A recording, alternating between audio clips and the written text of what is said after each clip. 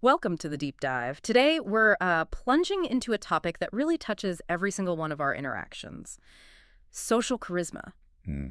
Our sources kick us off with this core analogy that I find, well, incredibly insightful. The butterfly one. Yeah, exactly. If you spend your time chasing butterflies, then they'll just fly away. Yeah. But if you spend your time making a beautiful garden, then the butterflies will come to you. It sounds simple, but there's a lot packed in there. Right. It's more than just a nice saying, isn't it? Yeah. It feels like a really powerful lesson for understanding, social dynamics. It absolutely is. And I think our mission here in this deep dive is to explore what that actually means. Yeah. What does it truly mean to build your own beautiful garden of social charisma? Right. Focusing on, well, practical understanding and maybe even more importantly, some profound self-reflection. Okay, so let's unpack that. This chasing butterflies versus making a beautiful garden idea. The sources tell us that in social interactions, it means a pretty fundamental shift, a shift in focus. How so? Well, instead of directly going after validation or attention from others, which, let's face it, often feels like that pointless chase. Yeah, that can backfire. Totally. You're actually building something else, an internal and external environment that just naturally draws positive connections to you. And it's interesting, there's an initial cautionary note in these sources about how easily we can kind of mess that up. Yeah, they point out that, say, approaching others with just this, like, overwhelming energy. Too much, too soon. Exactly. Or even a gesture, like an immediate hug, right? It can be totally misinterpreted. I can see that. It might just invade someone's comfort level or honestly even feel like a threat if it's unwanted. It pushes people away. Like the butterflies. Just like the butterflies. Yeah. So the key isn't just being comfortable yourself. That's part of it, sure.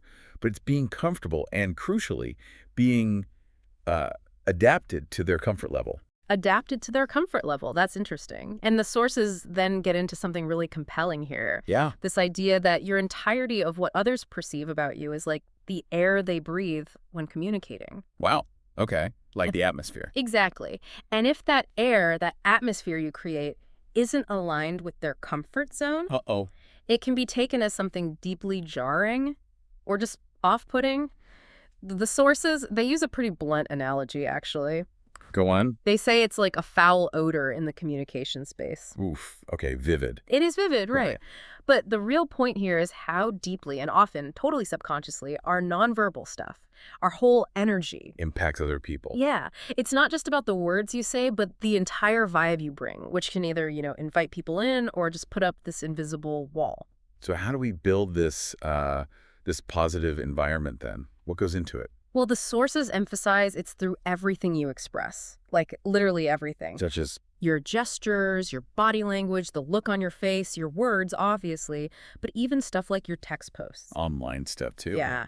Anything they have exposure to counts towards how they judge you, how they perceive that air. Which brings up a really important point, right? How do we make sure our air is more like a mental air freshener instead of, well, the opposite? Yeah, right. Because the sources also highlight that people might see stuff completely differently than how you meant it. Oh, definitely. Perception isn't always reception. Exactly. Understanding that gap seems pretty critical. So if our very presence creates this air or environment, the next question is, what is charisma itself in this picture? How do the sources actually define it? Good question.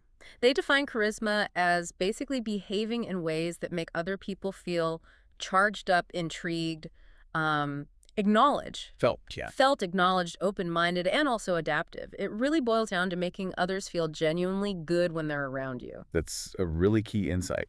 And it ties straight back to being that mental air freshener, doesn't it? Totally. And finding their favorite scent, so to speak.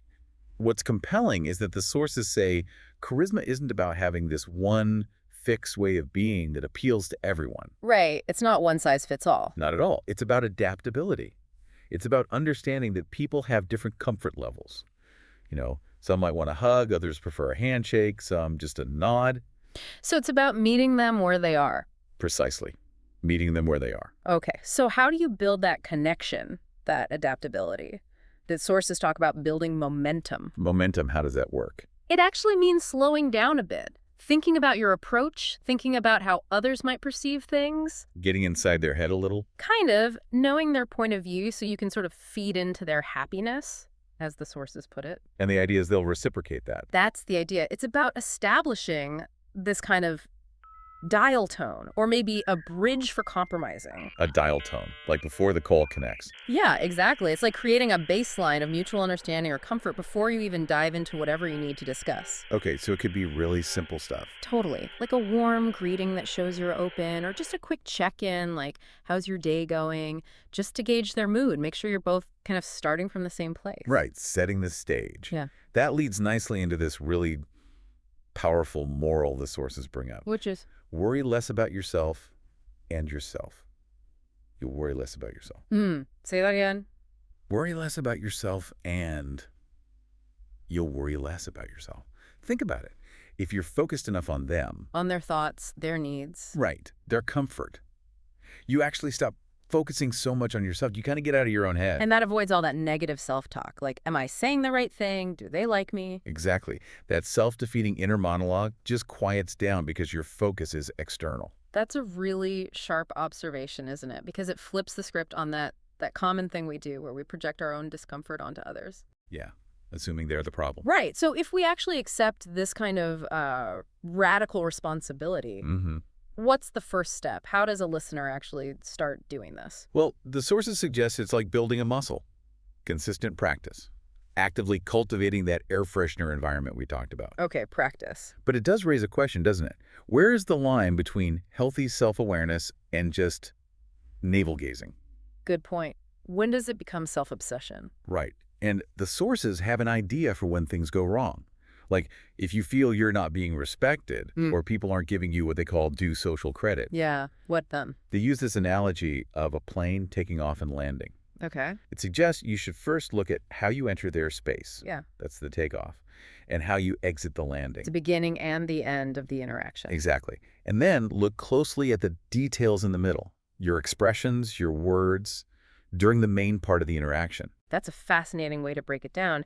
And what they emphasize next is that this takeoff and landing thing, it's not just about one good interaction. Consistency is huge. Absolutely critical. They say, if you always show up, say hi, smile, and leave with a positive expression, even when things suck, even on a bad day, then others will see you in this container of norm. A container of norm, like a predictable, positive pattern. Yeah, it creates a kind of bond, they say. It allows them to get over it more if things in the middle get a bit funky. Because they trust your baseline. Exactly. But if you're inconsistent, like you leave angry or upset one day that can break the mold, it shatters that positive perception you've built. So that consistency builds trust in your overall demeanor. Which brings us to maybe the most crucial point, and honestly, it can be a tough pill to swallow. Okay, well, you on me. How others make you feel is not their responsibility, it is yours. Ooh. Okay, that's big. It is big.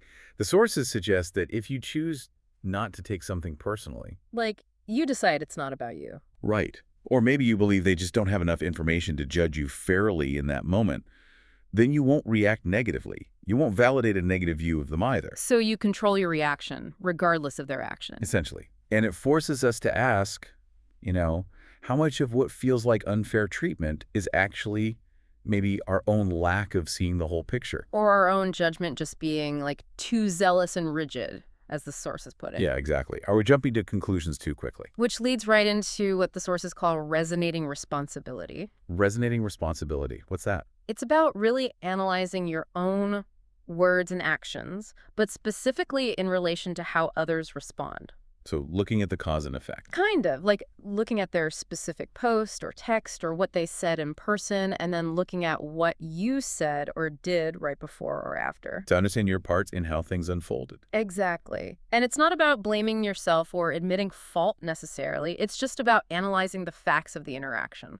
What actually happened? What was my contribution? If we connect that back to the bigger picture, say you're feeling, aggrieved or unfairly treated. Yeah. It's maybe worth asking, what value am I bringing here? And also, could I possibly be being too sensitive? Ouch. I know. Or requiring more of their attention than they should have to give, considering everything else going on. That's a challenging self-assessment. Really makes you think. But the sources suggest it's vital if you want to grow in this area. Okay, so stepping back. What does all this self-awareness, this focus on others, this responsibility, what does it mean for how we understand ourselves? Well, the sources suggest something pretty profound.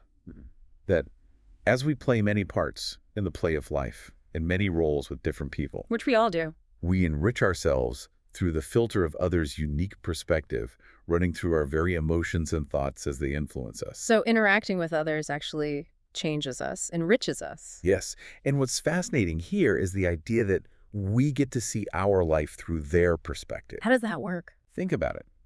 When someone really listens to your problem, right, and they offer a viewpoint based on their life, their experiences, Yeah. it's not just advice, it's like they're holding up a different kind of mirror. You suddenly see your own situation, your own thoughts, from an angle you just couldn't see before. Okay. So you learn about yourself by seeing how they see things. Exactly. That shared understanding, it expands your own self-awareness. It shows you nuances in your own reactions or beliefs you might have completely missed. The deeper the connection, the clearer the reflection. Something like that. The deeper they let you see who they are, the more powerfully you see them. And, like the sources say, by proxy, ourselves in many different but synergized perspectives. Even if we agree on something, our perspectives are still unique. Always. Our definitions, our experiences coloring those definitions, they're never exactly identical. Which is why communication is such an art, isn't it? Absolutely. It's not just about getting your message out. It's constantly checking, like, is my definition of this word aligning with your definition? That's where so many misunderstandings happen. And where truly charismatic people shine, Right. right? They're good at bridging those subtle gaps in understanding. So through relationships, we really do discover ourselves. It's by contrasting, who we were before we interacted and who we are after. Seeing the change. Yeah, seeing the change lets us see deeper into our own existence. People are fascinating, sure, but what they show us about ourselves, that's truly amazing. Well said. So let's try and wrap this up. To recap the core idea of building your beautiful garden of social charisma, it seems to be about shifting your focus away from chasing validation Right. towards cultivating your own magnetic presence, understanding what makes others feel genuinely acknowledged. Felt seen. Felt seen, exactly. And really embracing this idea of personal responsibility for your impact on every interaction. Radical responsibility, yeah. Yeah. And maybe a final thought for you, the listener, to chew on. Given that these interactions aren't just about connecting with others, but also about discovering ourselves through their unique viewpoints. Seeing ourselves in their mirror. Precisely. How might actively seeking out diverse perspectives, even viewpoints that challenge you, how might that actually deepen your own understanding of who you are and what truly matters to you?